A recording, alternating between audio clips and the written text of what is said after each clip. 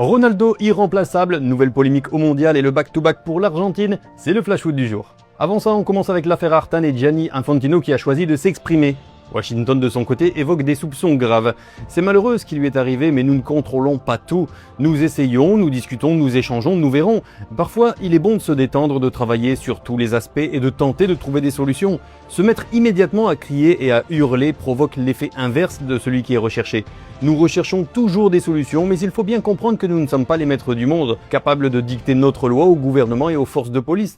Nous sommes une organisation sportive, a déclaré Infantino. Interpellé par le média The Athletic, l'administration Trump a de son côté motivé ce refoulement en mettant en avant des connexions supposées entre l'officiel et des membres présumés d'organisations terroristes. L'administration Trump n'a cependant pas parlé de preuves. Au Real Madrid, José Mourinho vise aussi Bernardo Silva. Le Real pourrait prendre une très forte coloration lusitanienne dans les semaines à venir. Alors que l'arrivée de José Mourinho sur le banc est actée et que la piste Matheus Fernandes s'intensifie, la Casablanca suit Bernardo. Selon les informations partagées dans l'émission El Chiringuito, le joueur de 31 ans figure en bonne place dans les petits papiers madrilènes, le joueur étant particulièrement validé par le Special One. Il se retrouve également ciblé par le FC Barcelone et l'Atlético Madrid, mais le principal intéressé a récemment coupé court aux rumeurs en affirmant qu'aucun choix définitif ne serait fait avant la fin de la Coupe du Monde. À la Juve, ça avance avec Emiliano Martinez, accord de principe trouvé. Selon les informations de Sky Sport Italia, le dernier rempart de l'Albi Celeste a donné son feu vert contractuel au Bianconeri sur la base d'un futur engagement de 3 saisons. Le gardien de but d'Aston Villa avait consenti à un effort financier sur ses prétentions salariales pour débloquer l'opération. L'objectif consiste désormais à convaincre Aston Villa.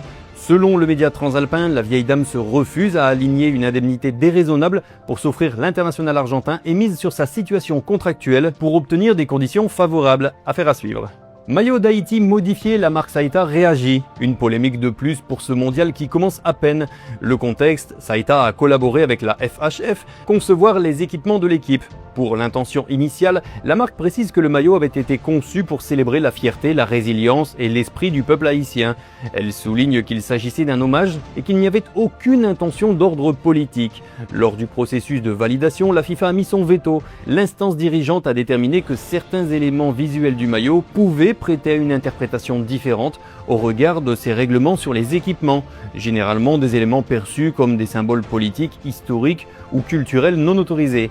La FIFA a exigé des modifications. Même si Saïta précise que son interprétation différait de celle de la FIFA, la marque a respecté le processus et a appliqué les changements requis pour la nouvelle version du maillot. Argentine, Rodrigo de Paul affiche les ambitions de la sélection. Couronnée lors de la précédente édition, l'Argentine avance inévitablement avec l'étiquette de favori, comme d'autres nations, pour cette Coupe du Monde 2026. Au diapason des déclarations récentes de son capitaine Léo Messi, le milieu de terrain de 32 ans affiche une sérénité totale à l'aube du coup d'envoi de la compétition. On va nous juger sur ce qu'on fera lors de cette Coupe du Monde, on arrive en pleine forme, on veut rivaliser, comme on l'avait dit avant le précédent mondial.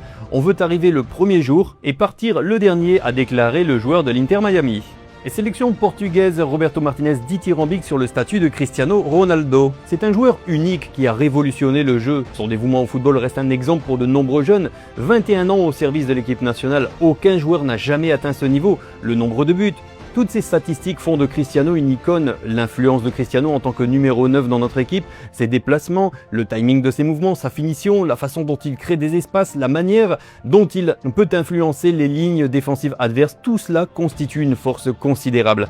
Son attitude est aussi fraîche que celle d'un jeune de 18 ans qui joue pour la première fois en équipe nationale. Cristiano ne peut pas être remplacé, a estimé le technicien espagnol. Merci d'avoir suivi Flash Foot, je vous souhaite à toutes et tous une bonne Coupe du Monde et je vous retrouve demain pour d'autres nouvelles.